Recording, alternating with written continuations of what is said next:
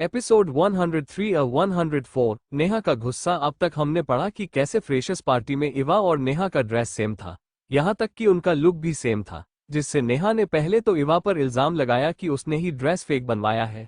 लेकिन वेद ने सबको बताया कि डिजाइनर एम्स असल में उसकी मॉम है। उसने नेहा पर केस करने की भी धमकी दी। उसके बाद इवा ने गलती से गलत ड्रिंक पी ली और फिर शिव को काफी परेशान किया। जब अगली सुबह उसकी आंखें खुली तो शिव ने भी उसे इस बात को लेकर परेशान किया। अब आगे। नेहा ने पार्टी में बहुत ज्यादा ड्रिंक किया था, जिस वजह से वो आज काफी देर बाद सोकर उठी। जब वो फ्रेश होकर नीचे आई तो उसके घर की डोरबेल बजी। एक मेड ने जाकर दरवाजा खोला तो वहां पर नेहा के नाम का एक लेटर आया था। नेहा ने जब उस लेटर को पढ़ा तो वो कोर्ट की नोटिस थी। वेद ने पहले ही अपने मॉम को फेक ड्रेस के बारे में बताया था और डिजाइनर एम्स के लॉयर ने उसे कोर्ट का नोटिस भेजा था। उस पर उनके ब्रांड के फेक ड्रेस को पहना और उनके नाम का यूज कर लोगों से झूठ बोलना, ये आरोप लगाया गया था। जैसे ही नेहा ने नोटिस पढ़ा, उसने अपने आसपास के सभी सामान को फेंकना शुरू कर दिया। नेहा इस वक्त बहुत गुस्से में थी। उसने कहा, इवा कपूर, ये सब तुम्हारी वजह से ही हुआ है। जब से तुम मेरी लाइफ में आई हो तुम्हारी वजह से मुझे 2 बार बेइज्जती सहनी पड़ी है। मैं तुम्हें इतनी आसानी से जाने नहीं दूंगी। मैं तुम्हें बर्बाद कर दूंगी, जान ले लूंगी मैं तुम्हारी। उस वेद सिन्हा के नाम पर जो तुम इतना उड़ती हो ना, मैंने भी तुम्हें उससे अलग नहीं कर दिया। तो मेरा नाम भी नेहा शर्मा नहीं। मैं वेद की नजरों में तुम्हें इतना गिरा दूंगी कि वो खुद तुम्हें धक्के मारकर अपने जिंदगी से दूर फेंक देगा। तुम बस देखती जाओ मैं तुम्हारे साथ क्या क्या करती हूँ। ये सब बोलते वक्त उसकी नजरों में इवा के लिए नफरत साफ नजर आ रही थी। वो किसी भी तरह इवा को बर्बाद करना चाहती थी। नेहा ये सब सोच ही रही थी कि वो वेद और इवा को कैसे अलग करेगी, इस बात से अनजान कि वेद असल में इवा का अपना भाई है। नेहा भी सब की तरह वेद को इवा का बॉयफ्रेंड समझ रही थी। अगले दिन वेद और इवा साथ में कॉलेज गए। जब वो दोनों कॉलेज पहुंचे तो सब उन्हें ही देख रहे थे। वेद और इवा ने सबको इग्नोर किया और अपने अपने क्लास में चले गए। जब छुट्टी में इवा क्लास के बाहर आई तो उसे एक तरफ बहुत से बच्चों की भीड़ दिखी जो वहां पर कुछ देख रहे थे। वैसे तो इवा कभी भी इस तरह की बातों पर ध्यान नहीं देती थी, लेकिन तभी इवा को वेद का मैसेज आया। वेद ने इवा को मैसेज किया कि वो भी उस तरफ है जहां बाकी बच्चे हैं, तो इवा भी वहां जाने लगी। जब वो वहां पहुंची तो उसे पता चला वहां पर किसी ड्रामे के लिए ऑडिशन चल रहे थे। इवा ने जब ड्रामे का नाम पढ़ा तो उसे याद आया कि ये एक हिस्टोरिकल ड्रामा है जो कि एक फीमेल प्रिंसेस की लाइफ पर बेस है। अपने पिछले जीवन में ये ड्रामा बहुत ज्यादा हिट हुआ था और जिस वजह से इस ड्रामे के मेन लीड के तौर पर नेहा भी बहुत ज्यादा फेमस हो गई थी। ये ड्रामा नेहा की लाइफ का एक बिग पॉइंट साबित हुआ था। इवा को जब ये सब याद आया तो उसके फेस के एक्सप्रेशन चेंज हो गए। उसने डिसाइड किया कि चाहे कुछ भी हो जाए वो नेहा को कभी भी इस ड्रामे में फीमेल लीड नहीं बनने देंगी। इवा अपने ही ख्यालों में बिजी थी कि वेद वहां आ गया। वेद ने जब इवा को गहरी सोच में देखा तो वो बोला, क्या बात है डॉल, तुम क्या सोच रही हो? इवा ने वेद की तरफ देख फिर बोली, भाई मुझे भी इस ड्रामा के लिए ऑडिशन देनी है। वेद को पहले तो इवा की बात सुन हैरानी से इवा की तरफ देखने लगा। इवा ने आज तक कभी नहीं कहा था कि उसे एक्टिंग में इंटरेस्ट है या फिर वो एक्टिंग करना चाहती है और अब अचानक उसे इस ड्रामा में एक्टिंग करनी है। लेकिन चाहे जो भी जो वो अपनी बहन को फुल सपोर्ट करेगा। वो बोला, ठीक है डॉल, तुम बताओ तुम्हें किस रोल के लिए ऑडिशन देनी है, मैं अभी तुम्हारे लिए फॉर्म लेकर आता हूँ। इवा ने जब अपने भाई को तुरंत मानते देखा तो उसे अच्छा लगा। उसने वेद से कहा, भाई मैं फीमेल लीड के लिए ऑडिशन देना चाहती हूँ। वेद ने इवा को वही रुकने का बोल फॉर्म लाने चला गया। जल्द ही इवा के लिए फॉर्म और उसके ऑडिशन के स्क्रिप्ट की कॉपी लेकर आया। जब इवा ने देखा तो उसे पता चला कि उसका नंबर सबसे लास्ट में है। इवा को अब थोड़ा डर लगा कि कहीं उसे फॉर्म भरने में ज्यादा देर तो नहीं हो गई, जिस वजह से कहीं डायरेक्टर नेहा को ही चूज ना कर ले। आखिर पिछले जीवन में नेहा को इस ड्रामे के लिए सिलेक्ट किया गया था। वो मन ही मन प्रे करने लगी कि उसका भी ऑडिशन लिया जाए। वही वेद ने किसी को इवा के ऑडिशन के बारे में मैसेज कर बता दिया था। ऑडिशन रूम में इस वक्त डायरेक्टर विनोद शाह, प्रोड्यूसर समीर खान और राइटर मिशा शेट्टी तीनों अपनी अपनी सीट पर बैठे थे। वो तीनों ही ये ऑडिशन ले रहे थे, लेकिन उन्हें अभी तक एक भी अच्छी एक्टर नहीं मिली थी जो कि इस रोल के लिए फिट हो सके या फिर उनके एक्सपेक्टेशन पर खड़ी हो सके। दरअसल डायरेक्टर विनोद शाह एक बहुत ही स्ट्रिक्ट डायरेक्टर थे। उन्हें अपनी हर एक एक्टर अपनी एक्टिंग में परफेक्ट चाहिए होती थी, जिस वजह से उनकी एक्सपेक्टेशन बहुत ज्यादा थी। वही मिशा को अपने रोल के लिए फिट लड़की चाहिए थी जिसे देखते ही लगे कि ये वही है। उन्हें अभी तक एक भी लड़की नहीं मिली थी जो कि उनकी जरूरतों को पूरा कर सके। जिस वजह से उनका मूड अब धीरे धीरे खराब हो रहा था। वो लोग तो ये भी सोच रहे थे कि क्या उन्हें ये ऑडिशन बंद कर देनी चाहिए और एक नए चेहरे की जगह कोई एक्सपीरियंस एक्टर लेनी चाहिए। तभी नेहा का नंबर आया। नेहा इस ऑडिशन के लिए पूरी रात से तैयार होकर आई थी। उसने एक फुल लेंथ गाउन पहना था और हल्का हल्का मेकअप किया था। उसने एक एलिगेंट प्रिंसेस की तरह एंट्री ली।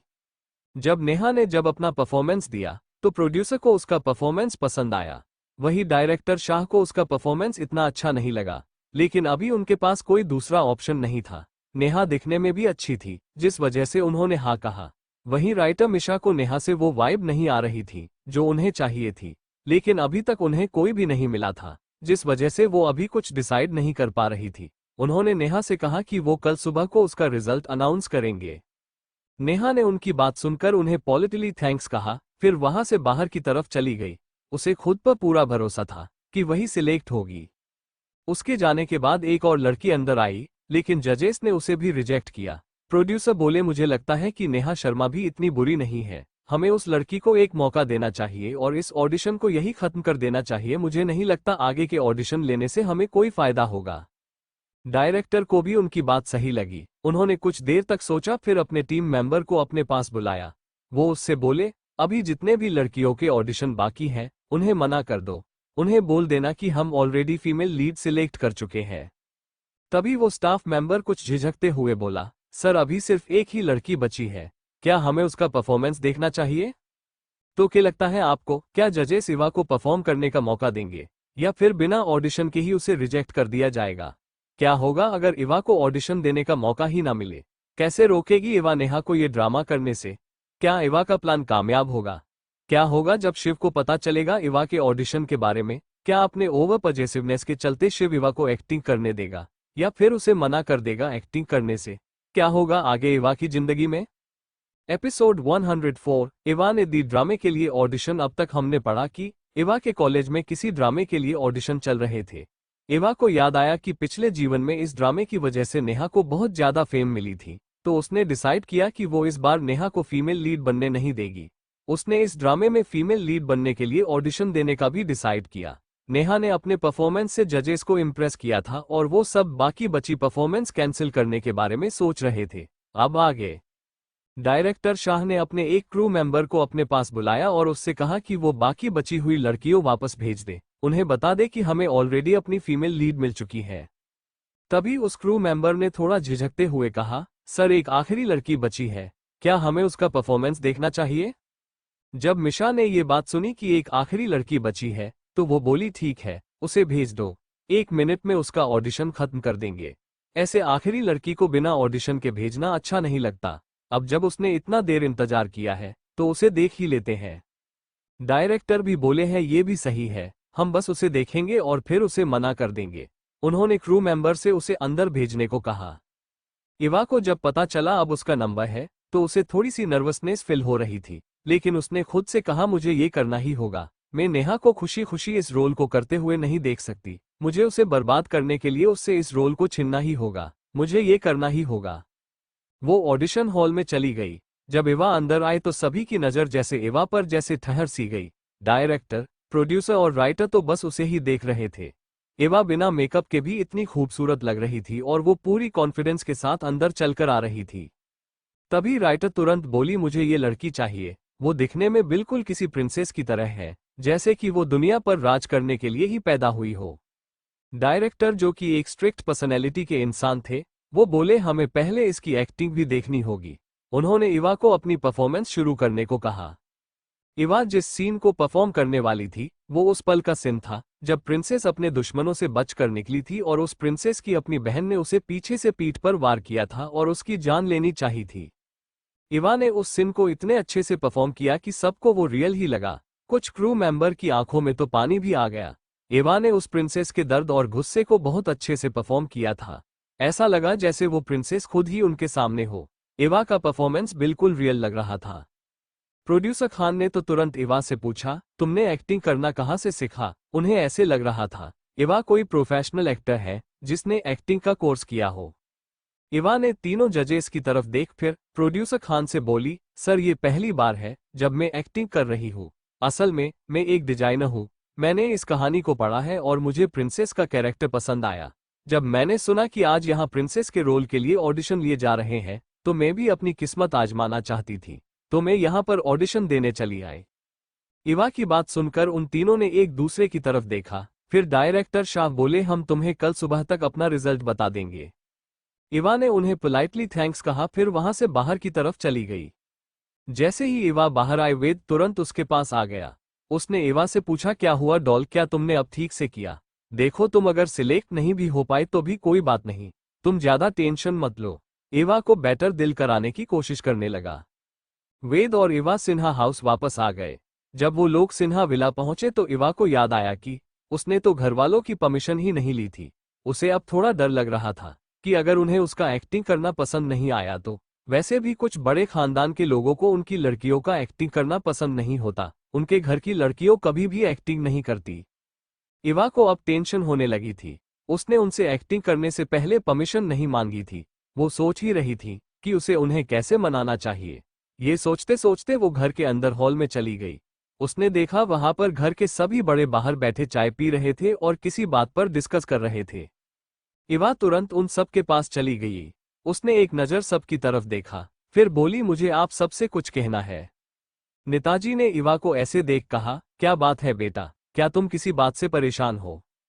इवा ने जब देखा कि सब उसकी कितनी परवाह करते हैं तो वो बोली, सॉरी, वो मुझे आप सबको सॉरी बोलना था।